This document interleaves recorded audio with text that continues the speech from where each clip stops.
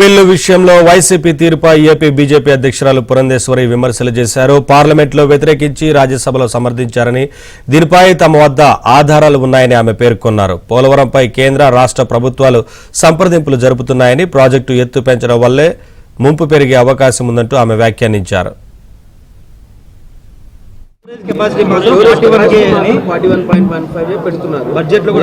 ఇప్పుడు నిర్వాసితుల్ని పరిగణలోకి తీసుకోవాలండి. ఎత్తు పెంచడం వల్ల జరిగేటువంటి ముంపు ఏదైతే ఉందో పెరిగేటువంటి అవకాశం ఉంటుంది. వీటన్నిటి మీద కూడా ఎప్పటికప్పుడు రాష్ట్ర ప్రభుత్వం కేంద్ర ప్రభుత్వంతో మాట్లాడుతూనే వస్తుంది కనుక వారు మాట్లాడుకుని వారు క్లియర్ చేసుకుంటారు అనేది మేమందరం అంటున్నాము. But what ever it is, రాష్ట్ర ప్రభుత్వం కేంద్ర ప్రభుత్వం మాట్లాడుకుని నిర్ధారించుకున్నటువంటి హైట్ కి నిర్మాణం జరిగింది.